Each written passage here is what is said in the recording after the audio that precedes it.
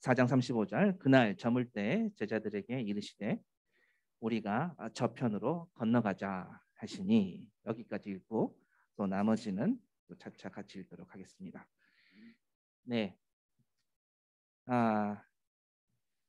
혹시 여러분들 패닉이라는 말 뜻이 무슨 뜻인지 아시나요? 패닉 잘 아시죠? 네, 패닉 상태라고 하면은 뭡니까? 급작스럽게 놀라서 갑자기 막 마비되는 거죠. 말도 막 더듬고 내가 어떻게 컨트롤할 수 없는 엄청난 환경에 엄청난 주변 대세에 눌렸을 때 혹은 어려움 가운데 처했을 때 혹은 죽음의 위협을 느꼈을 때 그럴 때 심각한 두려움을 느낄 때 생기는 현상입니다. 이런 패닉 상태에서는 판단력이 마비되죠. 막 손발이 얼고요. 어찌해야 할지 이제 혼란스럽습니다. 오늘 그 본문 말씀 4장 35절만 읽었는데요. 아까 예배 시작하기 전에 41절까지 저희가 읽었지 않습니까? 여기에 지금 나온 제자들의 상황, 갑자기 광풍이 몰아쳐서 폭풍 가운데 죽게 되는 이런 상황인데요. 아마 패닉된 것 같습니다. 이런 패닉 상황에서 여러분들은 어떻게 헤쳐나가시나요? 혹시 이런 경험이 있으신가요? 이렇게 패닉된 적이 있으신가요? 저는 한 3년 전에 케냐에서 좀 비슷한 경험을 했습니다. 선교팀 전체가 한 버스를 타고 그 킬리피를 가고 있었어요. 그러니까 동남부 해안이죠. 거기 갔다가 또 저희가 1박 2일 사역을 마치고 2박 3일인가 1박 2일인가 사역을 마치고 갔다 오는 길이었었어요. 나중에 여러분들도 킬리피 안 갔다 오신 분들 한번 다 가보시면 좋겠습니다. 이번에 남윤선 선생님 방문하실 때 킬리피에 가실 상황이 있으신지 모르겠는데 만약에 가시게 되면 거기 묵국가 목사님 만나시면 꼭 안부 전해주시기 바랍니다. 제가 하나님의 거룩하심이라는 제목으로 설교를 했어요. 킬리피에 가서. 근데 그 파트 1밖에 안 했어요. 그래서 파트 2를 지금까지 3년 동안 기다리고 계시거든요. 그래서 빨리 오라고 파파통에서 계속 말씀 듣고 있는데요. 곧 가서 전해야겠죠. 어쨌든 묵국가 목사님이 저희 교회를 굉장히 그때 사랑해 주시고 환대해 주셨는데요. 어쨌든 언젠가 가서 또 투비 컨티뉴 해야겠죠. 아무튼 킬리피 다녀오는 길에 그 버스를 운전하고 있는 그 소형 버스예요. 스타렉스 정도보다 조금 더 큰 미국으로 치자면 풀 밴 사이즈인데요. 스타렉스나 그거보다 조금 살짝 큰 버스였었어요. 근데 빗길에 과속을 했습니다. 그래서 내리막을 코너로 엄청나게 빨리 달리는 거예요. 근데 이 코너가 내리막이면서 코너인데 빗길이었던 거거든요. 그때 같이 버스에 있던 사람들 중에 하나가 우리 소미 자매, 그다음에 우리 곽성 교사님, 또 딸 신디, 뭐 저희 가족들, 저희 준상이랑 준호 같이 있었었는데요. 어떻게 됐을까요? 차가 미끄러지면서 버스가 전복됐어요. 전복돼 갖고 하마터면은 거기서 순교할 뻔했습니다. 진짜 하마터면이 아니죠. 간발의 차이로 순교의 기회를 놓쳤습니다. 네. 그때를 회상해 보면요, 차가 막 전복되기 시작할 때 처음에는 막 온 신경이 막 마비되는 듯했어요. 막 으악 소리 지르고 싶은데 말도 안 나오는 거예요. 지금 이렇게 차가 뒤집히면은 지금 어떻게 된단 말인가, 막 그 짧은 찰나에 막 0.1초도 안 되는 찰나에 여러 가지 머릿속에 생각이 막 들면서 몸은 말을 안 듣는 거예요. 막 정지, 완전 그냥 딱 패닉돼 갖고 꼼짝달싹 못하는. 그 당시 상황이 그 좀 되짚어 보자면 막 0.01초 단위로 막 슬로우 모션처럼 생각이 나요. 굉장히 짧은 순간이었는데 제 머릿속에는 굉장히 크게 각이 되었던 것 같습니다. 근데 그 짧은 찰나에 어느 순간 지나니까 이제 내가 뭘 어떻게 할 수 있는 게 아무것도 없구나 라는 생각이 들기 시작하는 거예요. 찰나에 그 생각이 들고 막 몸은 막 마비됐고 그냥 딱 긴장된 상태였는데 그 대형 사고가 나면 어떻게 되나라는 그 두려움은 아주 잠깐 무섭게 느껴졌고요. 그것보다 나 이제 여기서 주님 만날 수도 있겠구나 라는 생각을 하니까 순식간에 어마어마한 그런 전율이 느껴지는 거예요. 그러니까 그 공포를 넘어서는 어떤 두려움인데 이 두려움은 좀 피하고 싶은 두려움이라기보다는 내가 손 쓸 수 있는 상황이 이제 없구나. 정말 하나님의 거대한 섭리 앞에서는 나는 아무것도 아니구나. 나 여기서 인생 내려놓고 주님 앞에 서려고 하면 서야 되겠구나. 라는 그런 생각들이 찰나에 엄청나게 드는 거예요. 그래서 하나님께서 이 다음은 알아서 해주십시오. 주님 저 배로 가는 그 순간입니까? 막 정말 굉장히 설명하기 힘든 그런 감정에 막 압도되었는데요. 나 이대로 주님께 가는구나. 뭐 이렇게 고백해 만드시더라고요. 짧은 순간이었지만, 네, 이 패닉된 차원을 넘어선 거죠. 네, 다행히 저희 모두가 아무도 안 다치고 무사히 버스를 빠져나왔습니다. 전복이 됐는데 버스에 이렇게 누웠거든요. 근데 위쪽에 문을 열고 만약에 이 커브길에 그 반대쪽에 무슨 구조물이 있었으면 아마 대형 사고 났었을 거예요. 근데 농토 같은 데로 이렇게 빠졌어요. 그러니까 농토는 아니고 진흙은 아니고요. 그냥 일종의 흙바닥으로 확 떨어졌거든요. 그때 좀 충격이 완화가 돼갖고 다행히 우리 샌디가 좀 여기 좀 혹이 크게 난 거 말고는 다른 사람들은 다 괜찮았었던 것 같아요. 그때 기억을 되살려 보자면 와 그때부터 나는 새로운 삶을 사는구나라고 그때 주님 감사합니다. 이제 주님께서 주신 세컨 챕터 다음의 삶은 정말 주님 위해 살겠습니다 했지만 그대로 살지는 못했고요. 네, 그게 참 그 약 효과가 얼마 안 가긴 하더라고요. 예, 오늘 제자들이 겪었던 그 두 종류의 두려움이지 않나 싶습니다. 자, 40절에 보십시오. 40절.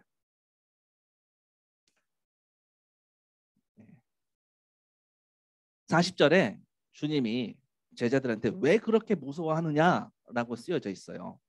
그러니까 왜 그렇게 무서워하느냐, 그러니까 왜 그렇게 패닉됐느냐라고 보는 게 좋을 것 같아요. 그냥 이거는 일반적인 두려움이죠. 큰 광풍 앞에서 그들이 어찌할 바를 모르는 그냥 패닉된 상태. 그것을 예수님 말씀하시는 거고요. 이런 상태에서는 어떤 일을 해야 될지, 어떤 판단을 해야 될지, 판단력이 마비되죠.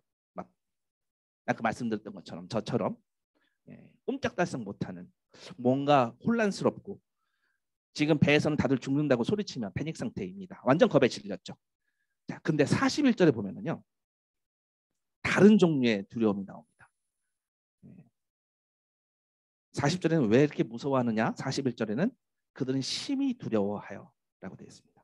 이 두 번째 두려움이 있는데 이건 앞에 나온 패닉된 상태와 완전히 차원이 다른 또 다른 레벨의 두려움입니다. 바로 하나님을 경외케 하며 내가 정말 주님 앞에 아무 존재도 아니구나. 주님의 크심을 보며 경외하며 납작 엎드러지게 만드는 그런 두려움이죠. 앞에 나온 패닉과 뒤에 나온 이 경외, 이 두려움은요. 반드시 분별해야 됩니다. 여러분들 분별하시나요? 자, 여러분들이 아시는 그 무서움, 두려움 어떻게 이해하시는지 제가 주중에 심리학 공부를 하는 어떤 형제한테 제가 두려움에 대해서 심리학에서 뭐라고 정의하는지 물어봤었습니다. 심리학에서는 두려움을 뭐라고 할까요? 심리학 혹은 정신의학에서는 두려움은 실제 위협이나 상상 속의 위협적인 상황, 예기치 못한 상황에서 발생하는 감정이래요. 이게 이제 그 학문에서 정의하는 두려움인데요. 좀 더 과학적으로 접근하자면, 뇌과학적으로 접근하자면 특정 상황 속에서 원시 뇌인 편도체가 활성화될 때 느껴지는 감정이라고 합니다. 뭔가 좀 대단한 것 같죠? 네. 근데 여러분 그거 아십니까? 이거 왜 연구할까요? 심리학이나 뭐 정신의학에서 이 연구 목표가 뭘까요? 이런 불안한 상태의 심리나 정신을 평온한 상태로 안정시키기 위해 그런 연구들이 진행이 되는 거지 않습니까? 대부분 다 거기까지가 종착역입니다. 그 다음 답을 제시하는 연구들은 많지 않은 것 같아요. 그냥 안정적인 상태, 뭐 심리적으로 정신적으로 요동치지 않는 그냥 치우치지 않는 상태. 이것 때문에 뭐 뇌도 실험하고 뭐 신경세포도 연구를 하고 뭐 그런 거겠죠. 근데 어떤 경우는 그렇지도 않아요. 왜냐하면 그 두려움을 이용해서 적절하게 그 두려움을 유지하면 유용한 목표를 이룰 수 있다라는 게 어떤 학문에서의 정의입니다. 그래서 심리학은요 그 적당한 두려움은 투쟁 혹은 도피 반응을 불러일으키는 생존에 필요한 감정이다. 뭐 이렇게 정의가 되어 있더라고요. 그러니까 적당한 두려움은 필요하다. 이렇게 또 얘기합니다. 그러니까 뭐가 맞는 건지. 근데 과도한 두려움은 역기능적으로 오히려 생존에 불리하다. 그러면 이게 지금 두려움이 필요한다는 건지, 그러니까 적절한다는 포인트가 어디까지가 적절하고 어디까지가 적절하지 않은지 그건 누가 정의할까요? 예. 그러면 이 두려움을 제거해야 되나 유지해야 되나, 적당하게 제거해야 되나, 적당한 포인트는 어느 정도인가, 그 누가 찾아줄까요? 잘 모르겠죠. 아무튼 뭐 심리학이나 이런 그 뇌과학에서는 두려움이라는 이 심리를 개선하기 위한 상황을 뭐 객관적, 이성적으로 바라봄으로써 이 두려움을 제거한다라고 해요. 그 두려운 상황에 혹은 단계적으로 노출시켜서 두려움을 점차 제거한다. 혹은 완전히 홍수법이라는 게 있대요. 홍수법은 뭐냐면은 두려움에, 그러니까 예를 들어서 물을 무서워하는 사람한테 강제적으로 물에 빠뜨리는 거예요. 그 별거 아니네 뭘. 네, 그렇게 느끼는 홍수법. 뭐 이런 걸로 두려움을 극복하는 방법들이 있다고 합니다. 뭐 얘기가 길어졌는데요. 이렇게 현대인들은 그 두려움에 대해서 막 각종 연구도 하고, 사실 왜요? 뭔가의 두려움에 사로잡혀서 살아가니까 그래요. 현대인들이 각종 두려움에 사로잡혀 살고 있습니다. 심지어 벌어지지도 않았는데 가상의 상황 때문에 패닉될 때도 있습니다. 어떤 경우는 요즘에는 뭐 인스타도 많이 하고 뭐 그 댓글도 많이 달고 하는데, 나한테 악플을 다는 어떤 무서운 사람이 있어갖고 생명의 위협을 느꼈다는 거예요. 네, 근데 나중에 알고 보니 이게 초등학교 2학년이었더라. 그러니까 가상에 이런 그 두려움을 느끼고 있는 거예요. 네. 뭡니까? 예, 안 보이는 상황이니까 아주 꼬맹이가 다 큰 어른을 무섭게 만드는 거죠. 이런 거에도 패닉되는 사람들이 바로 현대인들입니다. 저마다 다양한 두려움과 공포에 패닉돼서 살아가고 있는 게 우리의 현실입니다. 근데 우리가 느껴야 되는 진정한 두려움은 이런 패닉이 아님을 오늘 본문에서 분명하게 말씀해 주십니다. 41절 다시 한번 볼게요. 그들이 심히 두려워하여 서로 말하되 그가 누구이기에 바람과 바다도 순종하는가 하였더라. 오늘 찬양하면서 바람도 바다도 모든 이 세상의 모든 자연현상들도 다 주님께 순종하고 주님을 찬양한다는 의인화로 이렇게 찬양을 했죠. 맞습니다. 오늘 주님께서 그렇게 바람을 향하여 바다를 향하여 명령하셨어요. 이 자연 앞에 섰을 때 우리가 압도되는 감정을 종종 느끼는 사람들이 있습니다. 그러니까 와 하는 탄식 있죠. 와. 저는 그랜드 캐니언에 한번 가봤었는데요. 정말 그냥 입이 떡 벌어지더라고요. 와, 이거는 정말 하나님이, 그러니까 크리스천이 아니어도 하나님이 계실 수밖에 없다라는 것이 느껴질 정도로 굉장히 웅장해요. 막 영어로는 awe feeling이라고, awe feeling, awesome 그러잖아요. 여기 awe라는 그 단어가 그 경외감이라는 뜻이거든요. 그런 감정이 저절로 드는 순간이 있죠. 그 자연의 웅장함 앞에선 와, 인간의 작은 모습, 내가 이런 것도 모르고 까불었구나, 막 이런 생각이 들 때가 있죠. 오늘 그 자연을, 그 바람을 권세 있게 다스리는 그 주님이 파도도 바람도 다 그들에게 명령하여서 권위 있게 꾸짖습니다. 오늘 그 주님, 꾸짖는 주님에 대해서 한번 자세히 살펴보려고 하는데요. 그걸 알아야 우리가 느껴야 될 두려움이 무엇인지를 정확히 볼 수 있을 것 같습니다. 한 가지 더, 오늘 주님은 건너가자라고 하고 계세요. 건너가자. 건너가자가 어떤 말씀일지 우리 기대하면서 같이 이 배에 제자들과 함께 같이 올라타 보는 시간이었으면 좋겠습니다. 저편으로 한번 건너가 보겠습니다. 자, 건너갈 때 어떻게 건너갈까요? 이 질문에 답은 조금 이따 하시고, 우선 지금 본문이 벌어지고 있는 시간이 언제인지 한번 확인해 볼까요? 저편으로 건너가자고 한 이때가 언제인가요? 날 저물 때입니다. 날이 저물 때. 자, 무슨 말이에요? 지금 저녁이 될 때예요. 그러니까 낮에가 아니고요. 저녁이 될 때, 해가 질 때, 이제 조금 있으면은 어두워지죠. 그러니까 느닷없이 건너가자고 하는 거예요. 그 갈릴리에서 지금 여러분 5장 보시면은 거라사 지방으로 가세요. 그냥 반대편이거든요. 호수 반대편. 호수가 작은 호수가 아니에요. 밤새 가야 됩니다. 어쨌든 거기를 가자고 하는 거예요. 늦었 저녁 때 요구를 하십니다. 어두운 밤에 한마디로 항해를 하자는 거예요. 결국 어떻게 돼요? 광풍이 불고 어두운 밤에 지금 조난을 당한 거예요. 그렇죠? 가만히 보면요. 왠지 이 시간을 일부러 주님께서 그 시간을 선택하셨다라고 느껴져요. 일부러. 자, 그 다음에 그 35절부터 41절은 구약 시대의 어떤 이야기와 흡사합니다. 자, 생각해 보세요. 광풍이 불어요. 그다음에 배를 타고 가고 있어요. 그리고 주인공이 자고 있어요. 여러분 어떤 선지자가 생각이 나야 날 것 같은데 누구죠? 예, 맞아요. 요나 선지자가 생각이 나시죠? 우리 금요일 날 요나서 특강을 했었는데 요나는 나요였어요. 그렇죠? 그렇게 했었던 시간. 오늘은 그런 관점으로 보시지 마시고 다른 관점으로 좀 읽으셨으면 좋겠습니다.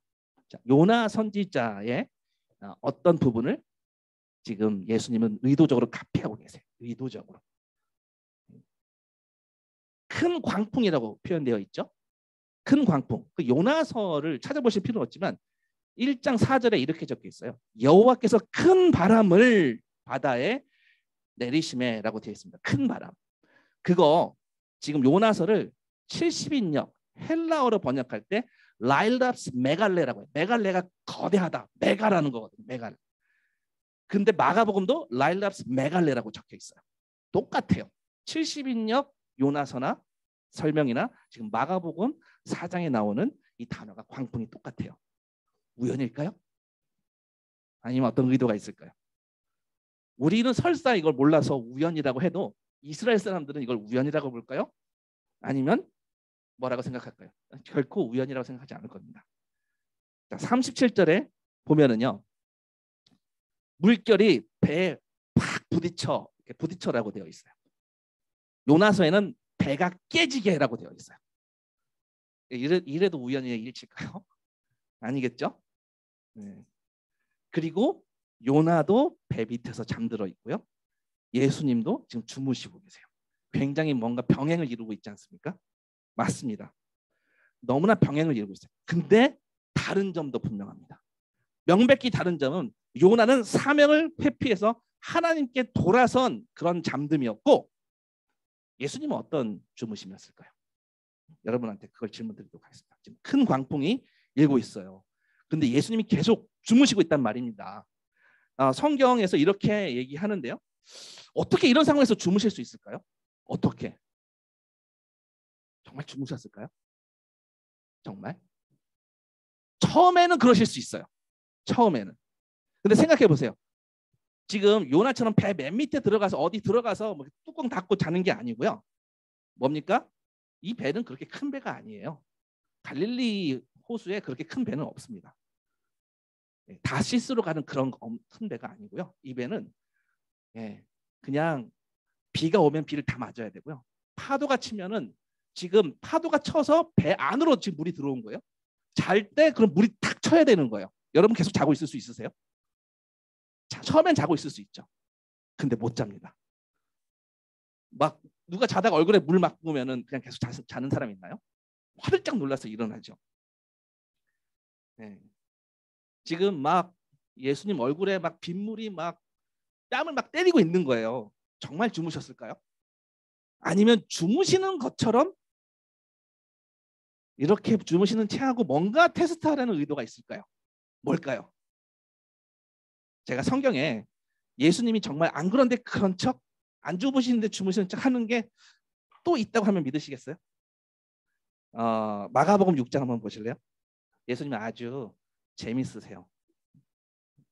마가복음 6장에 보면은 거기 예수님이 물 위를 걸으시는 장면이 있어요.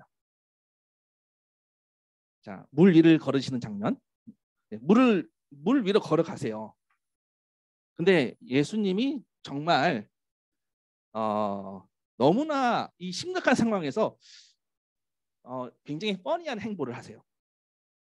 6장 48절 보실래요? 6장 48절.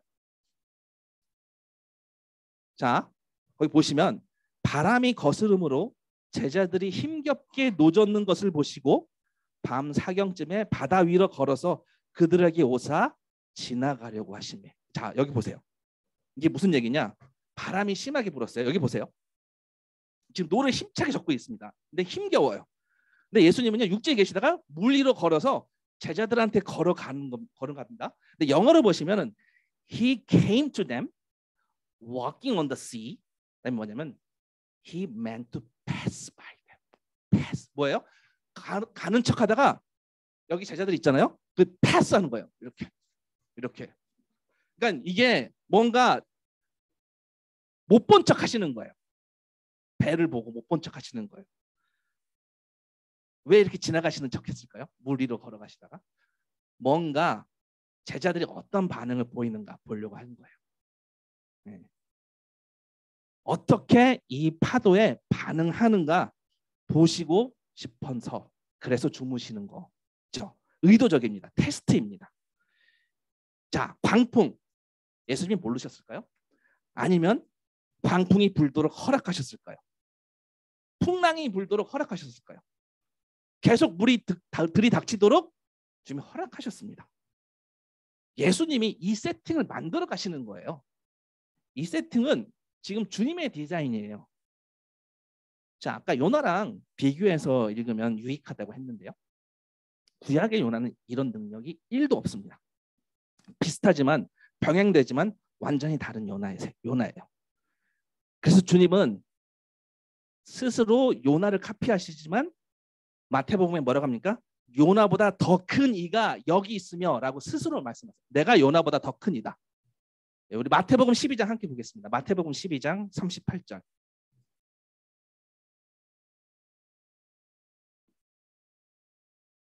마태복음 12장 38절.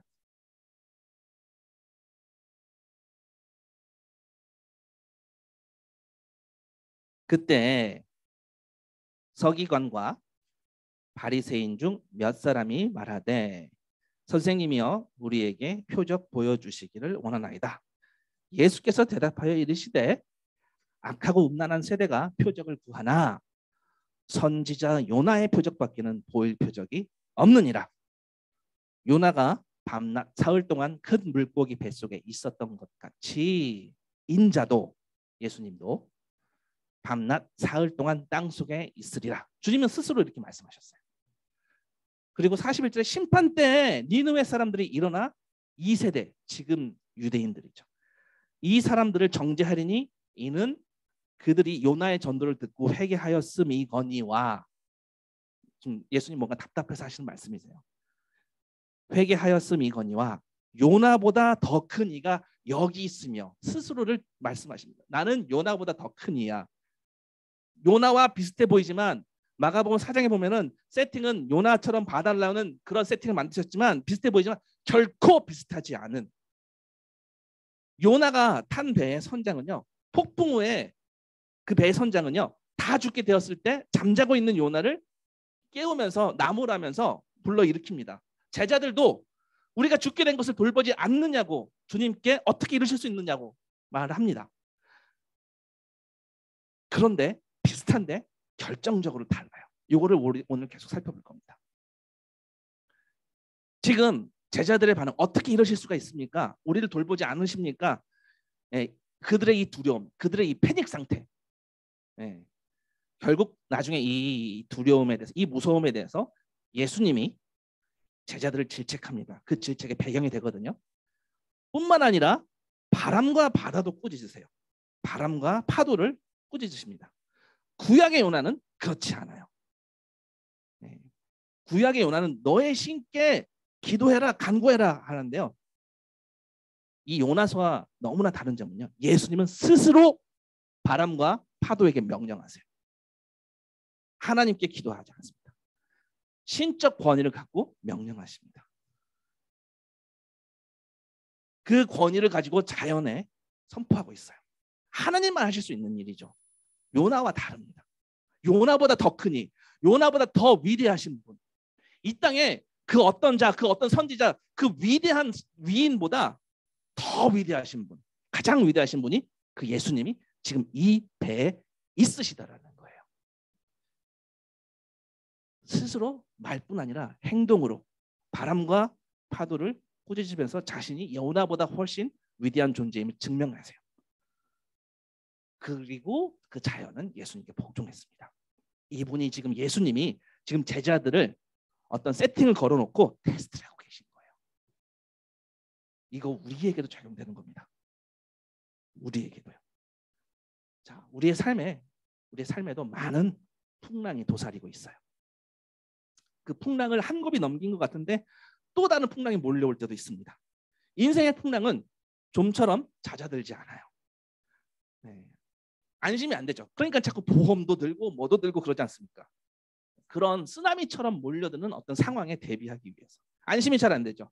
파도가 계속 배를 때리고 막 물이 막 들어오고 죽을 것 같고 네, 이런 고민과 힘듦이 우리의 인생에 계속됩니다. 누군가는 경제적인 풍랑, 예, 그 물질적으로 난파될 수도 있습니다. 완전히 파산날 때도 있잖아요. 그렇게 될 것 같은데 나 이대로 가면은 다음 달 잔고가 없을 것 같은데 라는 생각이 들 때도 있고요. 어떤 때에는 사람 사이에서 상처를 주고받는 어떤 폭풍과 관계가 있을 수도 있습니다. 결국 관계가 파국을 치닫다가 완전히 왕따 당해서 내쳐질 것 같은 상황. 어떤 미래를 향한 염려의 쓰나미, 노후의 걱정, 뭐 이런 풍랑이, 이런 쓰나미가 늘 우리의 마음을 덮치려고 합니다. 자, 이럴 때 오늘 말씀처럼 이 위기를 허락하시고 테스트하시는 예수님 앞에 나아가시면 좋겠습니다. 이 갑자기 닥친 사건이 갑자기 닥치지 않았어요. 예수님한테는 갑자기 광풍이 분 게 아니에요. 예수님의 디자인 안에 있는 겁니다. 우리도 그 디자인을, 그 세팅을 인정했으면 좋겠습니다. 그 인정은 뭐냐면요, 다른 말로 믿음이에요. 주님을 향한 신뢰고요. 주님이 이 믿음을 보시고자 합니다. 그래서 인생은요, 갑자기 만난 풍랑들로, 그런 파도들로 가득 차 있습니다. 하나가 지나면 그 다음 파도가 막 몰려옵니다. 이 항해에서 주님은 가장 중요한 한 가지 진실을 우리에게 말씀해 주세요. 뭐죠? 주님이 그 배에 함께하고 있다예요. 이게 믿음의 본질입니다. 주님 때문에 풍랑과 폭풍이 없을 거야라고 생각하면 오산입니다. 어려움을 당하더라도, 폭풍 가운데 거하더라도 그 가운데 주님이 함께 있음을 믿는 것이 지금 주님이 깔아주신 이 테스트 세팅에 나아가는 자세예요. 주님이 나와 함께 이 배에 있음을, 이 항해에서 함께 하심을 분명히 보시는 시간이 되길 바랍니다. 자, 어떻게 이 믿음의 테스트를 바라봐야 합니까? 주님은요, 지금 믿음이 없음을 지적하셨어요, 제자들에게. 그럼 믿음이 있어야 할 텐데 너희들 어찌 무서워하느냐라고 했어요. 어찌 믿음이 없느냐 이렇게 말씀하셨죠. 근데 아예 믿음이 없지는 않았어요. 왜? 이 사람들, 제자들 어부를 하다가 자기 생업을 뒤로하고 주님을 따라가는 길이잖아요. 주님을 믿고 따라 나선 사람들이에요. 그러니까 믿음이 아예 없다고 볼 수도 없어요. 네, 그리스도인이에요. 그런데 풍랑과 폭풍 속에서 그 믿음이 유지가 되지 않은 거였어요. 폭풍에 대한 이 제자들의 이 무서워하는 그 패닉이 예수님에 대한 그들의 신뢰와 예수님이 그들을 끝까지 돌보실 것이라는 그 확신을 상실케 만들어 버렸어요.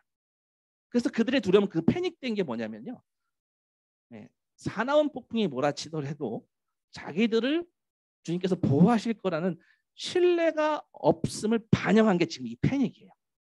어찌 믿음이 없느냐는 이 말씀은, 예수님의 질문은요, 그 패닉이 근거 없는 패닉이다라는 것을 암시하고 계세요.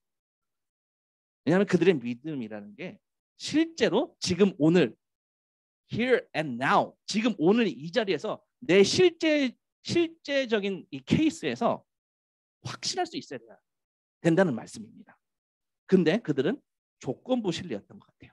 믿는다 하면서 어떤 특수한 상황에서는 믿음 없는 사람처럼 그런 언행을 하곤 합니다. 제자들은요, 광풍이 불고 배가 파손될 것 같으니까 예수님은 막 불러 깨웁니다. 선생님이여 우리가 죽게 된 것을 어찌 돌보지 아니하시나이까? 예. 왜 침묵하십니까? 이런 거예요. 지금 주님은요 의도적으로 주무시는 척하고 계시는데 왜 아무 응답이 없으십니까? 우리 기도하잖아요. 기도할 때 간절히 기도하는데 주님 왜 나한테 왜 답을 안 해주세요? 주님 왜 들은 척 만척하십니까? 왜 본체 만척하십니까? 뭐 이런 기도 가끔 우리가 막 마음에 사무쳐 살 때도 있습니다. 언제요? 주변 상황이 너무나 무섭게 불어닥칠 때, 너무나 부인할 수 없도록 선명하게 무섭게 불어닥칠 때. 근데 주님은 안 보고 계신 것 같아요. 내 기도 소리를 안 들으시는 것 같아요. 잠들어 있으신 것 같아요. 근데 잠들었다 잠들은 척 하시는 거다. 잠들은 척 하시는 거예요. 이런 풍랑에서 그렇다면 주님과 함께 주님을 따라서 고요히 잠드는 방법이 과연 뭐가 있을까요? 사실 이건 제정신이 아니죠. 이런 풍랑에서 잠을 잘 수 있다는 것은 제정신이 아닙니다. 맞아요. 맨정신으로는 안 돼요. 그게 포인트입니다. 여러분 혹시 술 취해 보셨습니까? 네, 술 취해 보신 분들은 술 취하면 어떻게 됩니까? 때려도 만취되면 안 아프고, 그렇죠? 감각이 무뎌지고, 네, 이게 막 싸납게 부는데 이게 폭풍으로 뺨을 때리는 건지 아니면 봄바람 살랑살랑 하는 건지 분간이 안 되죠. 네, 맞습니다. 뭔가 취해 있으면 그래요. 네. 이런 풍랑에서 주님처럼 잠자는 법은요. 성령에 취하면 가능합니다. 성령에 취한 자, 하나님께 취한 자, 상황이 폭풍 같을지라도 하나님께 지배받습니다. 술 취한 자가 술에 지배받는 것처럼 하나님께 취한 자는 하나님께 지배받습니다. 근데 술에서 깨면 어떻게 됩니까? 하나님의 지배에서 깨어나면 어떻게 돼요? 정신 차리고 내가 이 상황을 모면해 보려고 내가 막 일어나서 일을 하게 됩니다. 자력으로 이겨내 보려고 안간 힘을 쓰고 그렇게 노력합니다. 그래서 이 상황의 주권자인 하나님께 어리석게 이렇게 외치죠. 어떻게 좀 해보시라고요. 지금 주님은 이미 어떻게 해보시고 있는 상황이에요. 그 상황이 주님이 해보신 상황이거든요. 이미 풍랑을 주신 건데 자꾸 어떻게 좀 이 풍랑을 치워보라고 자꾸 기도합니다. 주님 죽겠다고 막 금식하며 매달리죠. 그래서 기도할 때 목숨 걸고 매달리는 게 능수가 아닙니다. 그게 능수가 아니에요. 대답하지 않으신다고 주님을 깨우는 주님께 막 고함 지르는 그런 기도가 아니고요. 주님이 왜 이 풍랑을 주셨는지를 그 세팅을 보고 믿음을 갖고 나아가는 것이죠.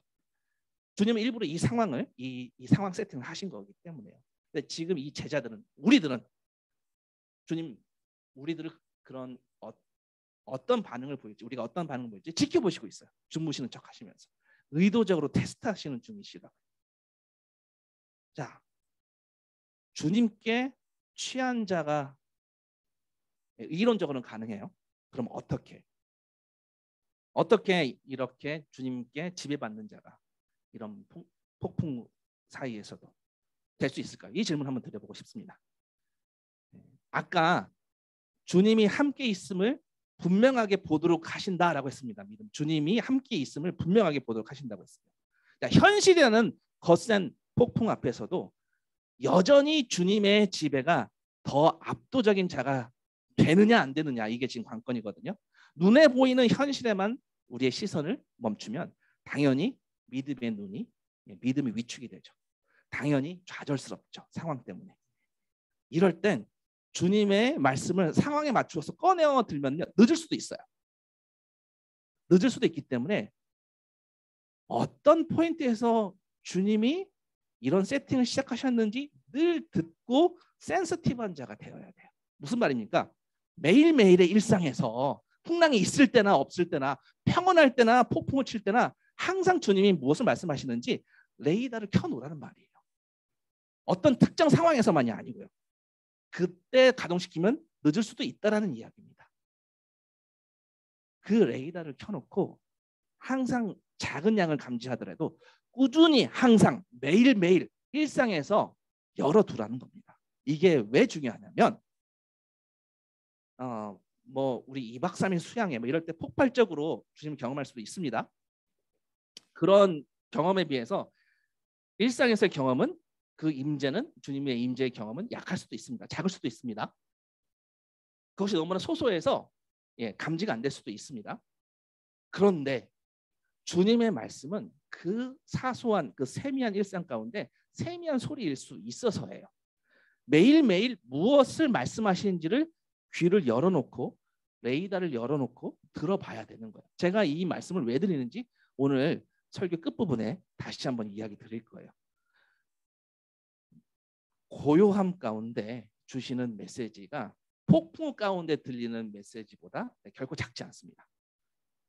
주님 늘 우리에게 두려워하지 말라 내가 너와 함께한다라는 말씀을 사소한 일상에서도 계속 해오셨어요. 이 말씀을 듣는 게 매일매일 듣는 것, 이 세미한 이 소리를 감지하는 게요. 갑자기 닥친 폭풍우에도 내 인생의 지배권을 여전히 주님께 맡겨드리는 원동력이 될 수 있습니다. 어떻게 해요? 매일매일 말씀을 듣는 거, 말씀 보는 거가 되게 중요하다고 했는데요. 뭐 깊이 있게 파고 폭발적으로 감동받고 그런 것도 좋아요. 근데 더 좋은 건 꾸준히 신실하게 보는 겁니다. 오늘 어떤 은혜 받은 말씀에 꽂혀서 거기에 엄청 몰입돼서 은혜를 경험할 수 있습니다. 근데 내일은 갑자기 일상이 막 바빠지고 막 여러 가지 예약들이 가득 차 있고 눈코 뜰 새 없이 정신없이 하루가 다 지나서 그 은혜의 말씀이 다시 한번 되새겨 들어볼 시간이 없다면 오늘 제자들처럼 내가 주님을 따르겠습니다 라고 생업을 벌이고 그런 거창한 헌신은 있었지만 실제 풍랑엔 아무짝에도 실력 발휘가 안 되는 그런 믿음이었어요. 이와 같은 모습이 될 수 있다는 겁니다. 저는 말씀을 뭐 깊이 있게 묵상하지 말라는 게 결코 아닙니다. 제가 너무 사모하는 거예요. 주님의 말씀에 막 깊이 파묻혀서 그 말씀의 샘에 깊이 잠기는 거, 그 부분을 너무나 사모합니다. 이거 너무나 중요한데요. 그렇지만 매일매일 작은 일상에도 소량이어도 끊기지 않고 꾸준하게 보는 그 말씀들이 결코 덜 중요하지 않아요. 여러분들 근력 운동 해보신 적이 있으신가요? 근력을 키울 때, 그러니까 뭐 벌크업이라고 하죠, 벌크업. 근력 운동을 막 왕창 하고 너무 힘들어서 쉬었다가 또 좀 회복되었을 때 또 왕창 하고 이러면 근육이 붙나요? 안 붙죠. 붙지 않습니다. 더 하고 싶지 않을 때 막 누가 옆에서 막 소리 지르는 거예요. 하나, 둘, 셋, 5개 더, 3개 더, 막 이러면은 막 그때 그게 이제 근력이 붙는 거거든요. 제가 예전에 체육계통에서 일했었어요. 네. 모르시죠, 잘. 네. 미국에서 제가 했습니다 한번. 어쨌든 저는 폭풍우에서도 주님께 지배권을 여전히 드릴 수 있는 그 기초 체력은 매일매일 꾸준한 일상에서 말씀을 통해서 나오는 거예요. 매일매일 소량이라도 주님의 임재를 느끼는 그 레이더를 열어놓는다면 갑작스런 조난에 당황하지 않습니다. 매일매일 이 레이더를 이 영의 양식을 조금씩이라도 꾸준히 신실하게 공급받는다면 풍랑에서 그 진가를 발휘할 겁니다. 그래서 저는요 매일매일 성경 묵상하는 것을 적극적으로 권장합니다. 묵상 시간, 디보션 타임이라고 하는데 디보션 타임. 그러니까 묵상 시간을 소량이라도 뭐 하루에 딱 30분이라도 좀 사수하시기 바랍니다. 이번 주 저희가 말씀 묵상 본문이 오늘 요나서 끝나고 내일 나훔 그리고 주중에 또 목요일 금요일에 시편이 시작이 되거든요. 그 부분들을 매일매일 소량씩 한번 따라갔으면 좋겠어요. 그래서 제가 여러분에게 가이드 드리는 그 성경 양이 그 매일 성경 성서 유년에서는 매일 성경의 이 템포랑 그 스텝이랑 똑같아요. 그거를 보셔도 좋습니다. 어쨌든 많이 강조하고 싶은 부분이에요. 매일매일 조금이라도 말씀 묵상하는 거. 자, 그 다음으로 주님이 이 세팅하신 이 코스를 어떻게 잘 건너갈 수 있을까요? 우리 이 매일 묵상, 이 말씀 묵상을 왜 하죠? 그 묵상을 통해서 그런 디보션 타임을 통해서 뭐예요? 예수님이 누구신지 보려고 하는 거예요. 예수님이 누구신지. 그것을 확실히 보고 주님의 임재를 붙잡기 위해서죠. 예수님이 누구이신지. 본문에서 오늘 예수님은 어떤 분으로 묘사되었어요? 바람과 바다를 향해 명령하시는 분, 꾸짖는 분으로 나오십니다. 그걸 제자들이 보고 뭐라고 하죠? 그가 누구이기에 바람과 바다도 순종하는가? 자, 누구이기에? 그가 누구? 이게 너무나 중요한 질문이에요. 그가 누구이기에? 우리가 처음에 신앙생활할 때는 그렇게 중요하게 생각지 않은 부분일 수 있습니다. 처음에 신앙생활할 때. 왜냐하면 보통 신앙생활 초기에 이 신앙생활 통해서 일종의 아까 심리학에서 설명했던 것처럼 그런 안정감을 얻고 싶은, 그런 평온함을 얻고 싶은 그런 마음으로 신앙생활을 할 수도 있거든요. 이런 기대로 시작을 합니다. 많은 초신자들이. 맞아요. 내 마음의 안정을 찾는 목적으로 시작한 거 저는 나쁘지 않다고 생각합니다. 많은 사람들이 그렇게 신앙생활 시작합니다. 이 신앙생활이 나한테 무엇을 줄 수 있나? 어떤 평안을 줄 수 있나? 그래서 내가 기독교를 갈까? 불교를 갈까? 뭐 그렇게 따져볼 수도 있죠. 그렇지만 그런 시작한 신앙생활이 더 깊이 경험하다 보면 오늘 제자들처럼 와, 그가 누구이기에? 이 질문을 하게 돼요. 누구이기에? 이제 나에게 어떤 신앙적인 어떤 구체적인 유익을 주는지보다 그분이 누구인지, 그가 누구이신지, 예수가 누구신지가 더 궁금해지고 더 그분께 마음이 생기고 더 갈급하고 더 찾게 됩니다. 그가 누구이기에 바람과 파도를 지은 누구예요? 창조주가 아니겠습니까? 하나님이시지 않은가? 네, 신앙생활은요 그렇게 바른 방향 찾아갑니다. 나에게 어떤 유익함을 주는 신앙생활에서 그가 누구이신가라는 이 질문으로 바뀌어가는 과정이죠. 여러분, 그가 누구이십니까? 바로 구원자 예수 그리스도이십니다. 믿으십니까? 아멘. 그가 누구이신지 본 자들의 특징이 41절에 나와 있는 거예요. 뭐예요? 그들이 심히 두려워하여. 심히 두려워하여. 요나서에도 동일한 표현이 나와요. 요나서 1장 16절에 요나가 바다에 던져진 후에 바다가 잔잔해짐에 대한 선원들의 반응이 이렇게 기록되어 있습니다. 그 사람들이 여호와를 크게 두려워하여 여호와께 제물을 드리고 서원하였더라. 예배했더라는 거예요. 자, 제자들이 처음에 무서워했던 것은요. 4장 40절에 나오는 마가복음 4장 40절에 나오는 그 패닉된 것과 완전 다른 거예요. 지금은요. 지금은 예배로 이끄는 두려움, 예배로 이끄는 경외심이에요. 패닉은요. 폭풍에 관한 염려 때문이었고요. 지금 요나서 1장 16절이나 마가복음 4장 41절은 세상의 심리학이나 정신의학에 알 수 없는 경건한 두려움입니다. 패닉은요.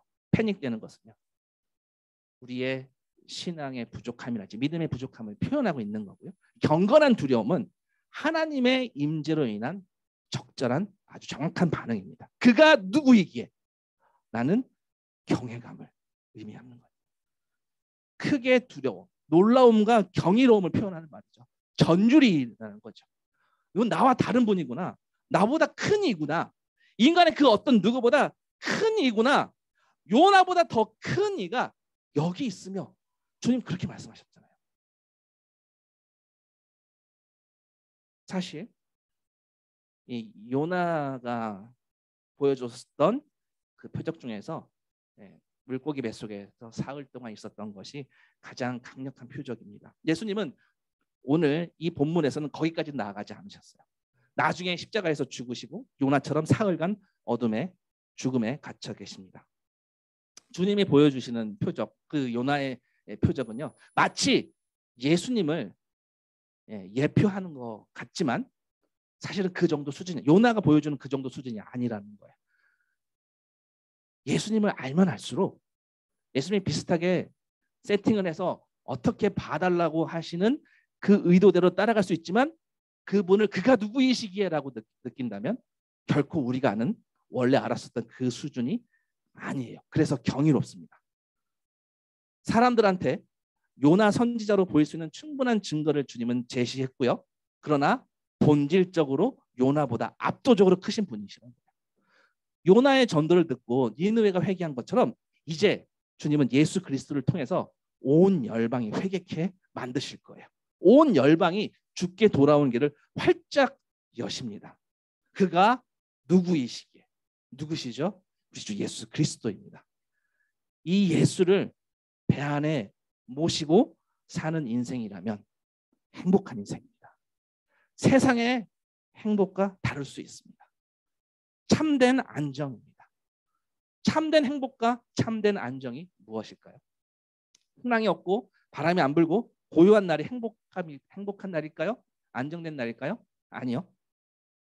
진정한 안정은요, 예수님이 함께 하신다는 겁니다. 거친 풍파에도 주님이 함께 하심이 진정한 안전입니다. 주님이 함께 하신다는 이 사실 외에는 아무것도 필요 없다는 겁니다. 이 삶은요, 이런 삶은요, 세상에서 보기에는 어쩌면 힘든 삶일 수도 있습니다. 그러나 기쁩니다. 요동치며 여기저기 마치 세상이 막 멱살 잡고 막 흔드는 것처럼 막 성난 목소리가 막 여기저기서 들려올 수도 있어요. 뭐 사업장에서 어떤 고객이 막 그렇게 소리 지를 수도 있고, 직장에서 상사가 막 다그칠 수도 있고, 뭐 학교에서는 미래를 위한 그런 걱정의 그런 목소리들이 막 자기를 불안하게 만들 수도 있고 힘들어요. 그런데 행복합니다. 주님이 함께 하시기 때문에요. 믿음의 항해는요, 무척 힘든 일이에요. 그러나 행복합니다. 주님이 함께 하시기 때문에요. 난관에 직면했을 때 주님의 예수 그리스도의 주무심에서 볼 수 있는 그 평온함이 무엇을 의도한 건지 이해가 되기 때문에 행복한 거예요. 자연 어떤 휘몰아치는 그런 세력을 꾸짖는 정말 진정한 권세, 그게 어떤 것인지가 보이기 때문이에요. 우리 본문 말씀에 이 제자들에게 발생한 이 경건한 두려움이 그들은 무엇인지 경험했어요. 요나보다 더 위대한 존재인 예수 그리스도와 그분의 사역에서 나타나는 하나님의 능력과 임재를 경험했기 때문이었습니다. 여러분들 가운데 혹시 지금 풍랑의 시간, 이 폭풍 후의 시간, 고통의 시간을 혹시 지나가고 계십니까? 네, 무척 힘든 일입니다. 그러나 우린 여전히 행복할 수 있습니다. 예수께서 우리와 같은 배에 탔다는 믿음만 있으면요. 여러분들 아까 세미한 음성에 귀를 기울여야 된다고 했죠? 35절 다시 돌아가 볼게요. 35절에 주님은 이미 말씀하신 게 있어요. 세미하게. 그날 저물 때 제자들에게 이르시되 우리가 저편으로 건너가자. 저희가 말씀 설교 초반에 이렇게 얘기했습니다. 그 주님이 건너가자라고 하시고 있다고.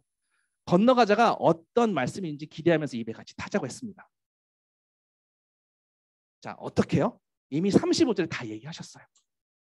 여기 건너가다라는 말을 헬라어로 보면요, 디역세스타이라는 헬라어예요. 디역세스타이라는 건데요, 이게 무슨 뜻이냐면은 육로를 통해 건너가다라는 뜻이에요. 바다를 건너가다는 뜻이 아니에요. 육로를 건너가다라는 뜻이에요. 배 타고 가는 여행이 아니라 육지 여행에 더 적합한 헬라어를 썼어요. 마가복음은 일부러 그렇게 적었었어요. 왜요? 주님은요, 이미 이 길이 거친 풍랑처럼 보여도, 두려운 물결처럼 보여도 아니야, 이 길은 그냥 걸어서 가는 평탄한 길이야 라고 이미 세미하게 말씀해 놓으신 거예요. 배 타고 건너가자가 아니라 육로처럼 건너가자라고 말씀하시는 거라는 거예요. 배를 타신 건, 그렇게 말씀하시고 배를 타신 건 거친 물결, 악천후, 폭풍, 이거 다 허상이라는 거예요. 실상은 단단한 땅 위를 걸어가는 것처럼 안정된 여행이라는 거죠. 이미 시작부터 주님은 그렇게 말씀하시고 이 여행을 시작하셨어요. 이 여행을 제안하셨을 때부터 주님이 말씀하신 거에 비해 우리 눈에 보이는 데이터들은 전부 다 부정적인 데이터들이었어요. 다 네거티브였어요. 늦어 저녁이 됩니다. 저녁이 되니까 그냥 낮에 갈 수 있는 길을 밤중 내내 건너가자고 하세요. 일부러 어두운 밤에 조난을 당하게 만들으세요. 그리고 주님은 이 상황에 아무것도 나서지 않고 그냥 주무세요. 이 항해를 제한해 놓으시고 악조건을 다 세팅해 놓으세요. 이 갈릴리 바다를 건너가자고 제안하셨지만 도움이 하나도 안 되는 것처럼 그렇게 세팅하셨어요. 그러나 주님은 이 항해를 시작하실 때 이미 말씀하셨다고요. 디엑세스타이, 건너가자. 건너가자. 이 길은 평탄한 길이야. 결코 높은 파도가 아니야. 결코 어두운 바다에 두려운 길이 아니야. 내가 침묵하는 것처럼 보이니? 내가 자는 것처럼 보이니? 아니야. 나는 그렇게 배 밑에 들어가서 마음 걸어놓고 깊은 잠을 자고 있는 그런 요나가 아니야. 나는 너의 인생의 항해와 함께하고 있는 만왕의 왕, 만주의 주 예수 그리스도 라고 지금 얘기하고 있습니다. 그 풍랑도 허상이고 이 상황에서 유일한 실상은 예수 그리스도. 지금 이런 말씀이세요. 예수님께서 디아크세스타이 건너가자 하셨다면요, 이건 주님이 책임지시겠다라는 겁니다. 주님이 건너가자라고 했잖아요. 이게 주님의 말씀이에요. 여러분, 이 세미한 음성을 놓치면 안 돼요. 쉽게 놓칠 수 있는 이 주님의 이 세미한 음성 놓치면 안 됩니다. 매일매일의 삶에서 이 레이더를 좀 열어둬야 됩니다. 꾸준히. 주님이 제안하셨다고요. 주님이 이 배에 타고 계시고 이미 시작부터 답도 주셨어요. 평탄한 길이라고. 그렇다면 우리가 건너가지 않을 이유가 하나도 없습니다. 오늘 여러분 혹시 그렇게 건너가자고 했지만 건너가길 두려워하고 계십니까? 주님께 맡기십시오. 이 풍랑도 우리에게 하나님을 경험하는 큰 은혜의 방편입니다. 우리에게 주님 주신 이 믿음이 있으면 언제든 이 항해는 안전합니다. 주님이 이 약속, 디악세스타이, 이 위대한 약속을 붙들어 보십시오. 힘들 거예요. 그러나 행복합니다. 이 배에 주님이 함께 타고 계셔서요. 그 주님을 믿으시기 바랍니다. 그 예수님을 믿으시기 바랍니다. 마지막으로 한 가지만 더 말씀드리고 오늘 예배 마치도록 하겠습니다. 오늘 이 폭풍우를 뚫고 밤새 건너간 곳은 바로 거라사 지방입니다. 마가복음은요, 거기서 군대 귀신 들린 한 사람을 만난다라고 기록해놨습니다. 그리고 나서 그 지방에서 사역을 계속 하셨을까요? 아니요. 그리고 다시 이 편으로 갈릴리로 다시 돌아오세요. 이 생사를 넘나드는 이 여행, 이 정신없는 이 여행, 이 광풍에 몰아치는 이 여행의 목적은요, 거라사의 그 한 광인을 만나고 오신 그 목적 외에는 지금 마가복음은 기록하지 않았어요. 황당하죠. 이것 때문에 목숨을 다 걸었다고요? 황당하죠. 아니요. 절대 황당하지 않습니다. 이 낭비 같은 여행, 이 말도 안 되는 것 같은 이 발걸음 때문에 거기 거라사에서 세상에 정신 나가 있던 우리가 주님 앞에 무릎 꿇고 온전한 자가 되었습니다. 이게 웬 낭비냐고요? 이게 웬 낭비냐고요? 가룟 유다는 이렇게 얘기했어요. What a waste. 향유 옥합을 보고 그렇게 얘기했습니다. 그 낭비의 끝판왕이 십자가에서 죽으셨습니다. 나같이 가망 없는 사람을 위해서 하나님은 자신의 생명을 다 드리고 나를 살렸다는 거. 이게 얼마나 웨이스트입니까? 이게 얼마나 낭비입니까? 나처럼 맨날 돌아서면 불신하고 맨날 세상과 결탁하고 주님이 품으셨지만 또 세상의 품으로 가고 이렇게 가망 없는 자를 위해 하나님 생명 다해 피 흘리셨다고요? 그거 낭비죠. 낭비죠. 이건 그냥 제정신할 수 없는 낭비입니다. 말씀 마칩니다. 이 낭비 때문에 저와 여러분이 하나님의 자녀가 되었습니다. 그렇게 주님은 나를 살리시고 이제 나에게 생명을 구하자고 또 이 항해를 제안하십니다. 그리고 그 다음 챕터로 넘어갑니다. 주님은 이 항해를 제안하셨고요. 그리고 주님은 이 배에 여전히 타고 계십니다. 이미 답도 주셨어요. 그래서 안전한 항해입니다. 디악세스타이, 이 위대한 약속을 붙들었으면 좋겠습니다. 힘들 것입니다. 그러나 행복합니다. 이 배에 우리 주님이 함께 타고 계십니다. 기도하시겠습니다.